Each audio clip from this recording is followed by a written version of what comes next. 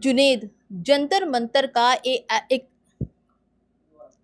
जुनेद जंतर मंतर का एक अहम हिस्सा, एक अहम चेहरा रहे हैं। बच्चों को खाना खिलाना कब से अपराध हो गया है। जुनेद पहले ही दिन से जंतर मंतर पर थे और बच्चों को खाना खिला रहे थे। सुबह शाम दोपहर बच्चों की सेवा में लगे रहे। उनके कई वीडियो सोशल मीडिया पर थे। लेकिन अब जुनेद पर प्रोटेस्ट करने और जंतर मंतर पर बच्चों को खाना खिलाने के खिलाफ उत्तर प्रदेश की पुलिस उतर आई है। उनको उनके घर से उनके पिता को और उनके भाई को, यहाँ तक कि उनकी बहन की जहाँ शादी हुई थी, ससुराल था, उनके घर भी कार्रवाई हुई है। क्या जंतर मंतर पर केवल जुनेद ही सबसे अहम चेहरा रहे हैं जिनके ऊपर एफआईआर हुई है? हमारे साथ हैं नंदा भाई राजपूत। थोड़ा उनसे जानेंगे कि आखिर मुसलमान होना गुनाह है या खाना खिलाना गुनाह है या फिर मोहम्मद जुनेद नाम होना ही गुनाह है। क्या कहेंगे सर? हाँ बिल्कुल, मुसलमान मतलब कि मुसलमान होना भी गुनाह है इनके लिए। और गुनाह तो छोड़ो कि उनके सेवा का भाव और सेवा करना, ये देखते हुए मतलब कहीं ना कहीं वो हाईलाइट जो जिस प्रकार से मोहम्मद जुनैद हो रहे थे, जो हाईलाइट चल रहा था और देश के लोग देख रहे थे कि एक मुस्लिम भाई रात दिन लगा हुआ है और प्रोटेस्ट में कभी ना कहीं बच्चों की मदद कर रहा है, खाना खिला रहा है और कहीं ना कहीं अपनी जमा पूंजी सब कुछ वो बर्बाद कर चुका है इस प्रोटेस्ट के लिए। उसे लगा कि बच्चों के साथ अन्याय हुआ है और 22 बच्चों ने आत्महत्या कर ली है, पेपर लीक हो रहे हैं, भविष्य खतरे में है देश के बच्चों का। तो उसका दिल नहीं माना, तो उसने मेहनत करी वहाँ और उस प्रोटेस्ट में शामिल हुआ और पूरे रात दिन मेहनत करी। मंच पे जाने की बजाय उसने ज़मीन पे काम किया, जबकि और लोग नेता बनने में लगे थे। मगर वो आदमी कह रहा आप नेता बनिए मगर लड़िए इन युवाओं के लिए, जीएनजी बच्चों के लिए, और मैं कहीं ना कहीं नीचे सेवा करूँगा। उसने सेवा की और सेवा का ये फल मिला कि भाई उत्तर प्रदेश सरकार ने मुकदमे घोषित कर दिए उसके ऊपर और मुकदमा दर्ज कर उसके परिवार के लोगों को तंग किया, उसकी बहन को तंग किया, उसके घर में उसके देवर को तंग किया और उसके परिवार के लोगों को उठा लिया गया। तो ये कहाँ के भाई, ये कहाँ की शराफत है और ये कौन सा कानून है कि भाई जो अगर तुम्हें दिक्कत है तो मोहम्मद जुनैद को पकड़ो, ये परिवार को कैसे पकड़ो? तो ये मनुवाद थोड़े ही है कि मनुवाद है कि आप देखोगे कि किसके खानदान का कौन है और किसके खानदान के कौन कौन है, उनके घर तोड़ोगे, मकान तोड़ोगे, उसको लाओ। तो इसका मतलब आपकी पुलिस में दम नहीं है। और ऐसा कोई अपराध तो किया नहीं उसने, कोई कत्ल किया नहीं, मर्डर किया नहीं, सिर्फ प्रोटेस्ट का हिस्सा ही तो बना, खाना तो खिला रहा। क्या खाना खिलाना जुर्म है? तो जितने लोग भंडारे करते हैं उनके खिलाफ एफआईआर दर्ज करो और जितने लोग बेचारे जो खाना खिला रहे हैं, लंगर कर रहे हैं, उनके खिलाफ कर दो। है कोई खाना ही तो खिला रहा है। खाना खिलाना तो एक सवाब की बात है, एक इज्जत और सम्मान की बात है, पेट भरने की तो बहुत अच्छी दुआएं देते हैं लोग। है तो भाई ये सब जगह हो रहा है, तो इस सिर्फ मोहम्मद जुनैद को ही क्यों निशाना बनाया जा रहा है? ये बात तो सबको समझ आ रही है कि आपको मुसलमान के अलावा कोई पसंद ही नहीं है। हालत ये है कि जो कुछ भी दिखाई देता आपको मुसलमान दिखाई देता है कि कुछ किसी ने कुछ करा मुसलमान, किसी ने कुछ कर दिया मुसलमान। हालात ये है कि इनसे जितने भी हैं ये तो सारे के सारे वही हैं, मुस्टंडे हैं, सारे के सारे वो कहते हैं ना कि भाई जिनके बीवी ना बच्चे रणुए हैं ये है। तो कईयों के ये तो अंधभक्त ऐसे हैं कि इनके घर में अगर बच्चा भी हो जाए तो कह देंगे कोई मुसलमान तो नहीं कर गया। तो ये मुसलमानों की खुद नाजायज मानसिकता के नाजायज कीड़े हैं, ये मुगलों को कीड़े हैं वो, इसलिए इन्हें परेशानी है। मुसलमानों के बगैर जिया नहीं जाता, क्योंकि मुसलमानों को छोड़ दें तो इनकी सरकार 1 मिनट में गिर जाए। तो मुसलमान तो इनके जीजा हैं, दामाद हैं, फूफा है, रिश्तेदार हैं, तो उनसे कहीं ना कहीं तो परेशानी न होती है। और इन्हें पता है जब तक जीजा और दामाद और फूफाओं को नहीं छेड़ेंगे तो खर्चा पानी कैसे मिलेगा, कैसे हम लोग आगे बढ़ेंगे। तो ये इनका काम है मुसलमानों को छेड़ना, मुसलमानों के साथ बदतमीजी करनी है, दिखाना हिंदू मुसलमान। तो बहुत सारे अंधभक्त तो ऐसे हैं, उनको कितना भी समझा लो सिखा लो मगर उन्हें हिंदू मुसलमान के अलावा कुछ नजर नहीं आता। न राष्ट्र नजर आता, ना संविधान, ना लोकतंत्र, ना बेचारे वो आत्महत्या करते हुए बच्चे नजर आते हैं, और ना ही बड़ी बड़ी यूनिवर्सिटियां जैसे मोहम्मद आजम खां की यूनिवर्सिटी है भाई, उसके पीछे भी पड़ गए, सिर्फ इसलिए पीछे पड़ गए कि वो मुसलमान है। और मैं बार बार कह रहा हूँ किसी भी शुक्ला, पांडे, तिवारी, दीक्षित के खिलाफ नहीं पढ़ेंगे, चाहे वो उन्हें गालियां दे, चौराहे पे खड़ा होकर चाहे राम के खिलाफ बोल दे, किसी के खिलाफ बोल दे, उनके खिलाफ कोई मामला दर्ज नहीं करते हैं।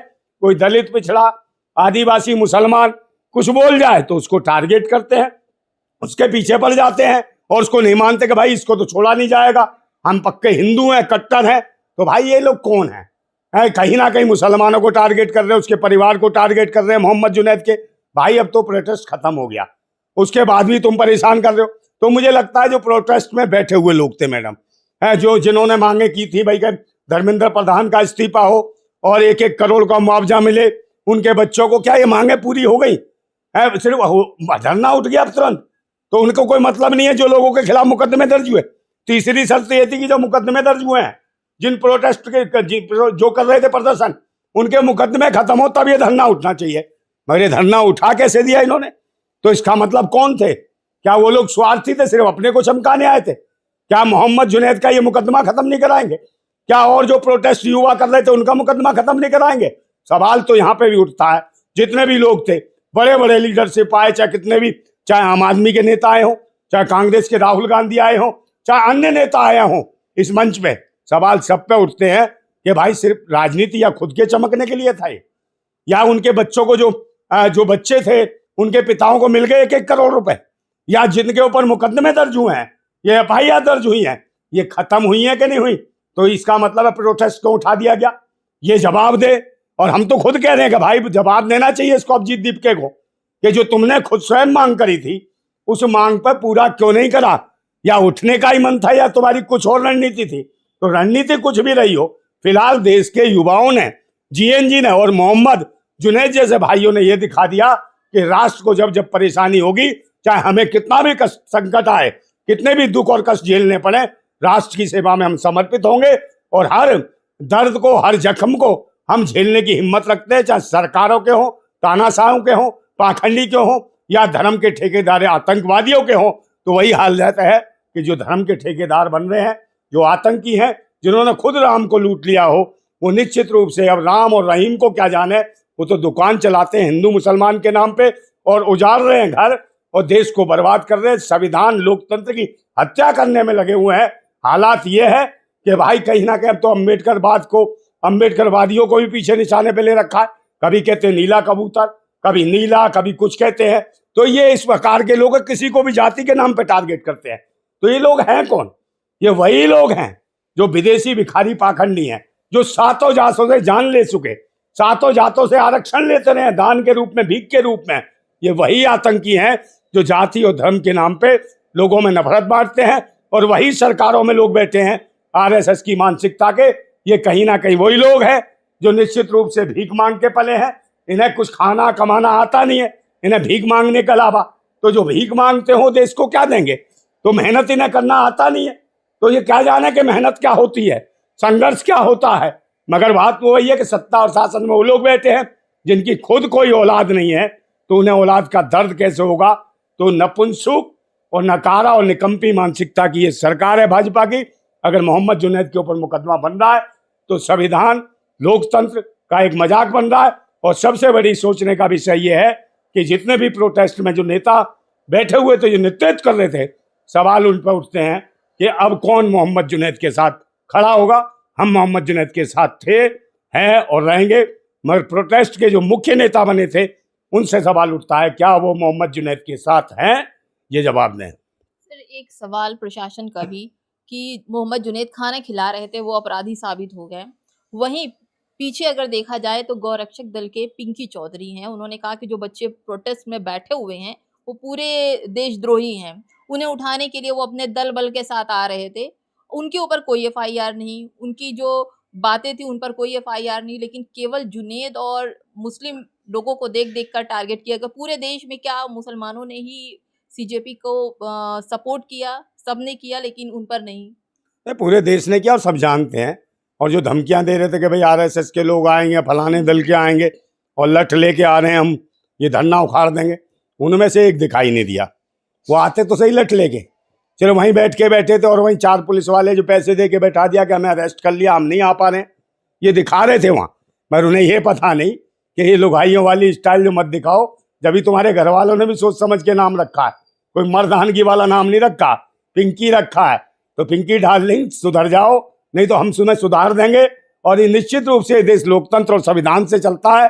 और ये जो लुगाइयों जैसे नाम ले घूम रहे हो और मुँह से कर ले तो बड़ी बड़ी, निश्चित रूप से देश की जनता है खड़ी और उखाड़ देगी तुम्हारी ये मूंछें ऐसी जो फालतू की बकवास करते हो।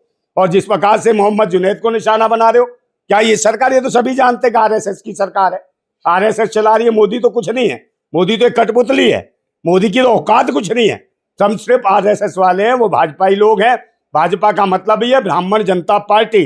तो ये ब्राह्मणवादी लोग हैं जो जातियों को टारगेट करते हैं, धर्म को टारगेट करते हैं, मजहब को टारगेट करते हैं, और कोई संघर्ष करे आगे बढ़ के तो उसको भी टारगेट कर लेते हैं। उसी का निशाना बने हैं मोहम्मद, जो जुनैद भाई हैं हमारे, ये निशाना बने हुए। तो निश्चित रूप से चिंता ना करें मोहम्मद जुनैद भाई, जितने कष्ट होंगे उतनी लंबी दौड़ भी लगाओगे और उतना लोगों तक आपकी बात भी जाएगी। दूसरे नंबर, सवाल मैं बार बार उठा रहा हूं कि जो प्रेस ट्रस्ट के जो नेतृत्व करता थे, सवाल उन पर उठते हैं, क्या उनका इतना ही काम था कि भाई इस्तीफा हो जाए उसके बाद भाग जाएंगे? फिर उन्होंने बाकी जो 2 मांगे क्यों रखी कि 1 करोड़ रुपया चाहिए है? जो लोग मारे गए, आत्महत्या कर ली इन्होंने, और वो जिनके मुख पर मुकदमे लगे हैं, सरकार उनके मुकदमे वापस लगे, तब ये धरना प्रदर्शन उठेगा, तब समाप्त होगा। मगर ये क्यों कर दिया गया? तो निश्चित रूप से वो लोग आए और जितने भी सीजेपी के नेतृत्व कर रहे थे वो लोग आए और मोहम्मद जुनैद के ऊपर जो एफआईआर दर्ज की है या झूठे मुकदमे जो दर्ज किए हैं उनके खिलाफ दोबारा से प्रोटेस्ट पे बैठे। मेरी ऐसी सोच है।